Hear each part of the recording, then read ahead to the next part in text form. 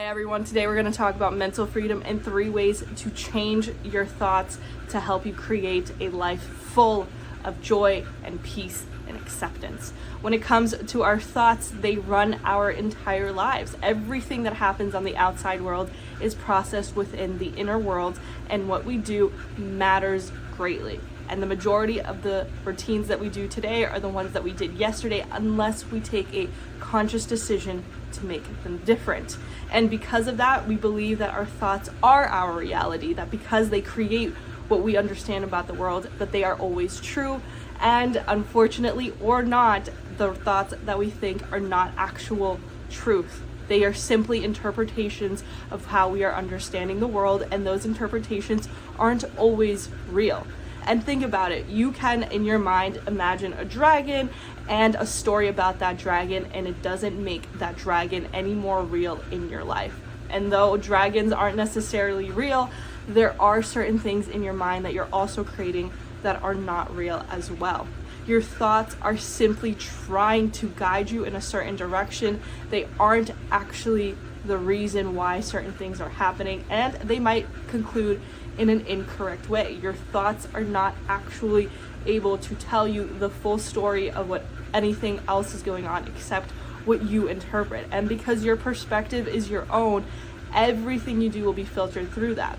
So if you feel more ashamed of a situation or more guilt, that is the filter that your thoughts are going to go through, and you're going to feel that it's more real than not. But your thoughts are not actually telling you what's going on. They're trying to explain to you how you're understanding what's going on.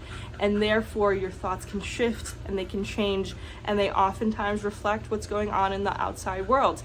And when you think about it, your mind can't actually think in the negative. It always thinks in the positive of what you're thinking. If you tell someone, don't think of a blue car, the first thing they think of is a blue car. So your mind is taking out that negative and always thinking about the thing that you are showing it. So if you're thinking of, I'm grateful and I'm excited about life, you are going to find experiences that are going to reinforce that idea, and therefore your thoughts are shaping your reality, though you are believing that your reality is shaping your thoughts. When you're thinking about that dragon or that person at work, you are deciding to make certain decisions based off of what you are feeling and what you are interpreting. But those thoughts are colored by those emotions that you're experiencing, which we will talk about emotional freedom in a later video. But your mental freedom is really built upon those routines that you're doing. And because the majority of the thoughts you thought yesterday are the ones you are thinking today, your thoughts are now creating your reality, because your thoughts haven't changed, but yet your outside world is going to reflect that as well. If you believe that the world around you is evil and everybody is supposed to make you upset, that is exactly how you're going to feel, and it is up to you to decide that's not actually what's going on, and that reality is one that I'm projecting out onto the world. And consider it, when you're in a happy mood and you're excited, you suddenly start to see the ice cream place, and your friend that you've missed calls you, and these certain things are coming into your life because you're choosing to see those more. When you buy a brand new car, you're most likely going to start to see that type of model everywhere, because you're like, wow, I didn't realize how many of this car is on the road. And that's because you're suddenly paying attention to it. You're giving those thoughts the attention that it deserves, or that you are suddenly allowing it to take presence in your life. So it's up to you to decide what thoughts you're going to think, and therefore that are going to create reality. So either our thoughts create our reality, or our reality creates our thoughts. And though both are true, if you are able to think things and bring them into your life, and that's simply by starting to see those things and pay attention to them, you're now being able to create the reality that you want, because your thoughts are creating this reality, and therefore your reality is going to reflect those thoughts. It works together. When you start to see that same exact car model, or you start to incorporate new experiences into your life that reflect certain ways that you're feeling or thinking, then you are creating your reality, and now you are starting to experience this mental clarity that everything I think is what's being projected out into the world, and therefore what I see is what I'm thinking. So your thoughts aren't real, but they are creating your reality because of where you're choosing to spend your attention. And marketers are spending millions of dollars to get seconds of your attention. So where you are spending your attention does matter, and it is worth a lot. It's actually worth your entire life. Where you spend your time is where you're going to spend your thoughts. It's where you're going to spend your money, is where you're going to spend your moment-to-moment basis in life and the decisions that you're making. So your thoughts are creating your reality, and you have the power to change those thoughts or to shift them slightly. And you don't have to start with imagining being a billionaire that lives on a yacht. You can start to incorporate those certain steps to it. You start to see better ideas. You start to see opportunities where you once only saw distress. You have to realize that your thoughts create the world around you, and that you ultimately have the power over your thoughts. The world is happening, and it is our interpretation of the world that matters. So in order for you to start to understand the reality that you are currently living in, what daily decisions are you making? Are you choosing to get up early and read a book and drink some water, or are you waking up mad and disappointed? And there is a great deal of overlap between your mental and emotional worlds. The way I see it is your mental world interprets and understands it, and your emotions color the world. So your mental world is drawing what's going on, and your emotions color in that drawing to bring it to life.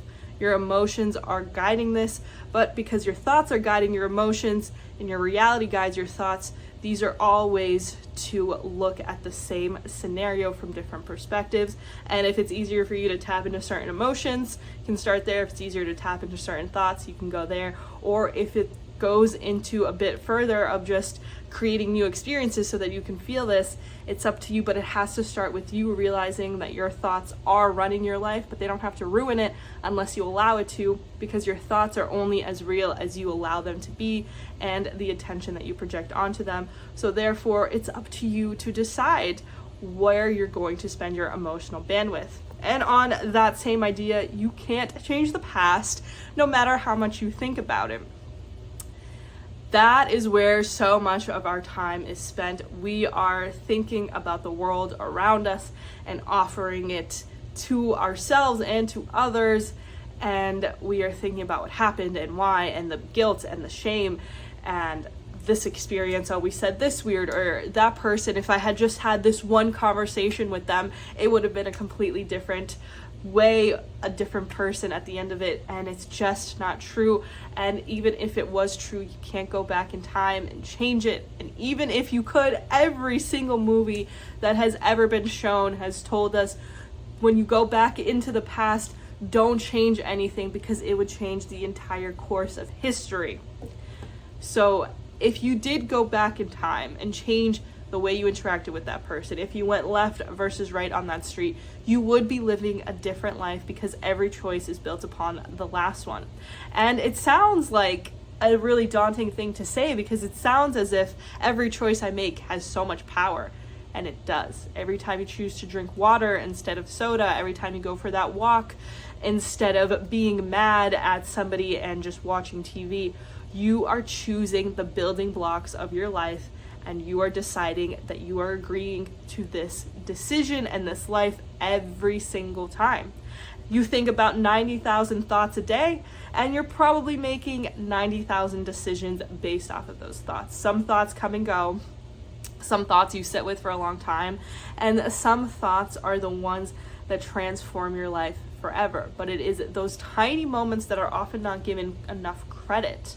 So if you are ever sitting there and you're like, man, I wish this didn't happen, or I wish this didn't happen, you can't change it. But you sitting there and understanding the importance of those decisions is you understanding that you have the power to change your next choice and your next direction that your life is going to. You have to decide that if that decision back 10 years ago was so powerful that it brought you to this moment, understand the next decision you make has as much power. You can't change what happened, and therefore you just have to accept it and decide that the power you believe you would have had 15 years ago, you actually have right now. You have the power to say, I wish better for myself, and I can do better for myself, because this choice matters just as much as that choice made 15 years ago mattered. You make that decision right now, and you can say, I want better for myself and for the world around me. So therefore, you have to decide more and to accept who you are and to decide this is what I want and this is not what I want.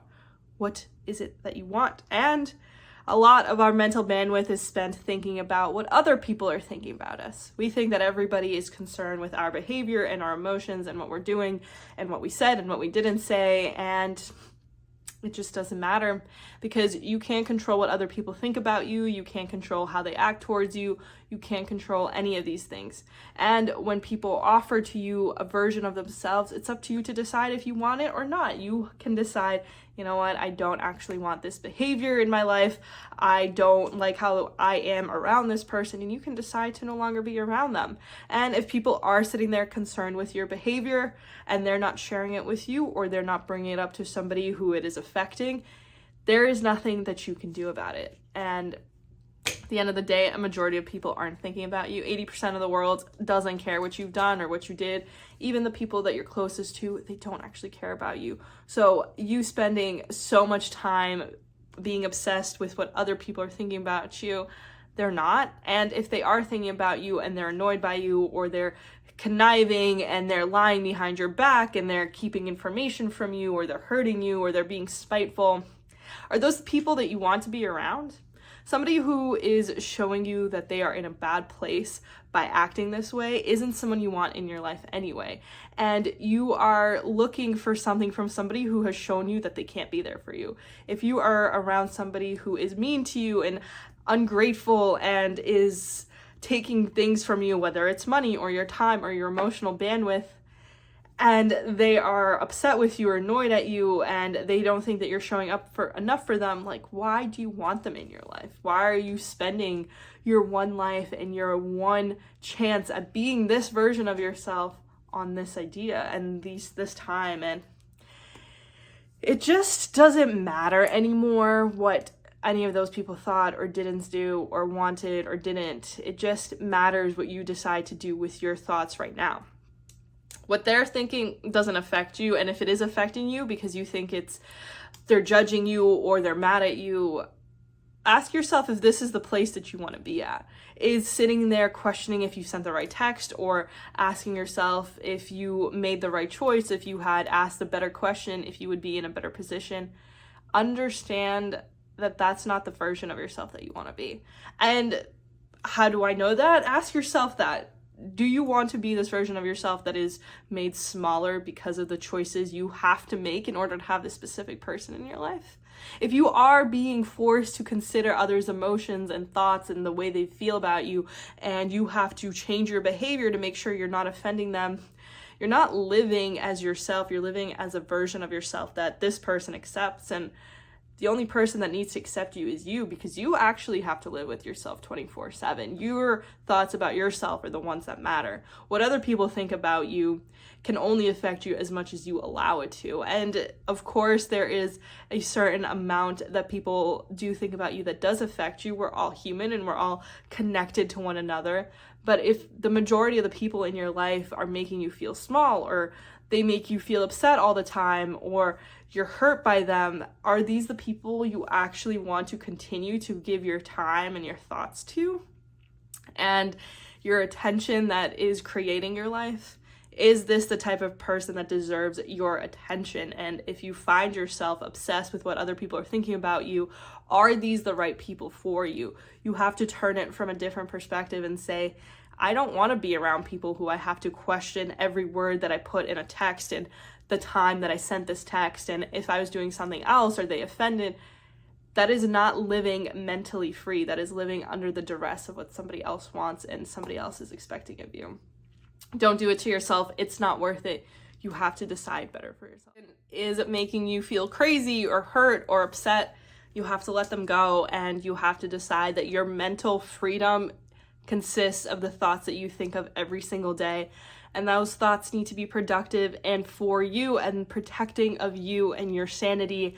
And the decisions that you make are all going to reflect that based off the people that you're around and what they want from you. So consider, if you are in this place, why you want to be there, what are you getting out of it? And if you think that you're not getting a whole lot out of it, maybe it's time to move on from these people and say, you know, I appreciate the time we had, and just let it go. You don't have to let them know up front. You don't have to share it with them. You can limit your time and reevaluate. Nobody is owed any of your time or your thoughts or your mental well-being. It is yours to protect, and it is yours to decide to do what you want with it. It's okay to make decisions for yourself as long as they are for you and not so that somebody else will like this version of yourself that you're creating. You need to like yourself because you are the only one who will live inside your mind 24/7 every day for the rest of your life. You have to get good with the person that you are. It doesn't matter what anyone else thinks or wants or believes. It is your decision, and it is up to you to decide what it is that you want. And that brings me to this idea that at some point you just have to choose to stop. You have to choose to stop to do the bad habits that you've always done, or to be around certain people, or to be around that job, or to be with that person. It is up to you to choose to stop doing these behaviors and to start doing the things that you want to. Because at the end of it, the way to achieve freedom is for you to decide what is next and to follow through with it. You have to have a clear vision of what's coming next and why, and therefore you need to be able to say, enough is enough. This is my life, and I am the only one who gets to decide what happens. There are people who are going to have influence on your life, but you decide how far that influence is going to run. And it can be every day, all the time, or it could be so small. It's up to you. And the way that you're going to gain this ability to do this is you're going to start to make decisions that are for you right now. What are you doing that is moving you forward right now? And if you're not, evaluate that as well. What decisions do you make every single day right now, consciously and unconsciously, that are creating the person you are? Are you getting up early? Are you always mad because the people you're around are draining something out of you? Or are you excited about life? Do you go down to the pool or the beach and are happy to be in the sun and talking to random people or your favorite people? What are you doing on a daily basis? That is where your mental freedom is coming from and being created. It is up to you to decide who you're going to be and how you're going to do it and why you're going to do it. And those are based off the thoughts that you think and the thoughts that are creating your reality. And every thought is creating your reality and your decision. You have to choose to be better, and it is a choice. Every thought is a choice, and every time you give attention to that person you don't like or that job you don't want to be at, you are giving your life away, and you're handing it to them and saying, you know what, you have more power than I do, and I'm handing it to you freely. You are having freedom in your life. Who are you giving it to? Are you giving it to yourself to create the life that you want? Or are you handing it to everyone else every time you think of them and every time you make a decision? Who is getting the freedom of your mental health? Who is getting access to it? Are you choosing to have that freedom, or are you handing it out to everyone else? Why are you doing it? Who are you giving it to? And why do they matter more than the life that you want? They don't have to deal with the consequences of your choices. You do. And if you made a bad choice, it's okay. It is a building block. And be grateful that you now know that this is not a decision that you want to make. Most people continue to make decisions they don't like for the rest of their life because they don't feel like they have that power. But I'm telling you right now, that power is in you and has always been in you, and you have to accept it and bring it into your life. It's time to let other people know this is your life and that you're going to make the choices that are going to create the life that you want. It's it. It's all you can do. So we'll talk about the other freedoms as well. And I hope you have an amazing day, and I will see you soon.